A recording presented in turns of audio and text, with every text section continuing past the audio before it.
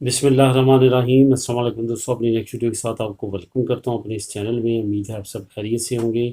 دوستوں، ایسا لگ رہا ہے کہ یو کے کی حکومت کے ساتھ ساتھ جو لا سے ریلیٹڈ ڈپارٹمنٹس ہیں جیسے کورٹس ہیں، انہوں نے بھی کچھ خاص جو ہے وہ فیصلے کیے ہیں جس پہ وہ عمل پیرا ہیں۔ اصل میں کچھ اس طرح ہے کہ ایک ایرانین فیملی تھی جو کہ اپنے بچوں سمیت یو کے میں ٹرانسفر ہوئی، اور ان کے جو بچے تھے وہ بہت چھوٹے تھے جب وہ یو کے میں آئے۔ تو اب تقریباً 15-16 سال گزر چکے ہیں اس فیملی کے۔ اس فیملی کا ایک ممبر جو یہاں پہ پلا بڑا، اور چند سال اس کی ایج تھی جب وہ یو کے میں انٹر ہوئے تھے، تو وہ جب ٹین ایجر تھا تو اس وقت اس سے کچھ ایسی غلطیاں ہوئیں جیسے کہ جو اسٹریٹ کرائم ہے اس میں وہ ملوث رہا، اس کو جیل ہوئی 2 سال۔ اس کے بعد جب وہ جیل ہوئی تو اس کا پروسیس شروع کیا گیا اس کو ڈپورٹ کرنے کے لیے۔ تو وہ تقریباً محیط رہا یہ 4-5 سال میں، اور اس کے بعد آہستہ آہستہ جو فیصلے تھے اس کے خلاف آتے گئے اس کو ڈپورٹ کرنے کے لیے۔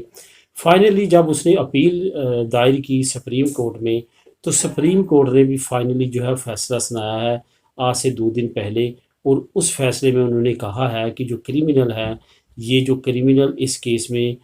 پایا گیا ہے اور اس پہ جرم بھی ثابت ہوا ہے، اس کو ڈپورٹ ہی کیا جائے گا۔ یعنی کہ اب سپریم کورٹ لیول کی جو عدالتیں ہیں وہ بھی اس حق میں آ چکی ہیں کہ جو کریمنلز ہیں ان کو کسی صورت بھی بخشا نہیں جائے گا، بلکہ ان کو ڈپورٹ کیا جائے گا۔ یہ بہت اہم فیصلہ سمجھا جا رہا ہے، خاص طور پہ ہیومن رائٹس آرگنائزیشن کی جانب سے، کہ اس سے پہلے جو تھا وہ کورٹس کم از کم جو ہے وہ ہیومن رائٹس کی جو جس میں شک و شبہات پائے جاتے تھے کہ اس کی تمام فیملی جو ہے وہ ادھر ہے، اور اس کو اکیلے کو ڈپورٹ کرنا، اور اس ملک میں جہاں پہ وہ بچپن میں ہی پیدا ہوتے ہی نکل چکا تھا، یعنی کہ یو کے میں آ چکے تھے، تو اس میں کوئی بھی اس کا اور فیملی کا ممبر نہیں ہے، اس کو اکیلے کو اس ملک میں ڈپورٹ کرنا، تو یہ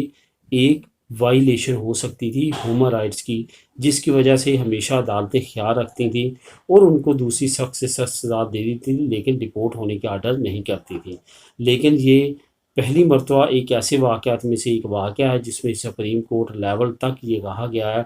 کہ اس کو فائنلی ڈپورٹ ہی کیا جائے گا، کیونکہ یہ کرائمز میں ملوث تھا۔ تو اب یہ ایک نئی جو ہے وہ شروعات ہے ان لوگوں کے لیے جو کسی بھی طرح کے کرائم میں ملوث ہیں، سزا پا چکے ہیں یا سزا بھگت رہے ہیں اور غیر ملکی ہیں۔ ان کے لیے یہ ایک بہت واضح اشارہ ہے کہ وہ اب مستقبل میں بہت ایزیلی ڈپورٹ ہو سکیں گے۔ اب حکومت کے ساتھ کے پاس جو ہے وہ بہت زیادہ آپشنز آ چکے ہیں کہ کریمنلز کو نہ بخشا جائے، ان کو ان کی ہوم کنٹریز میں بھیج دیا جائے۔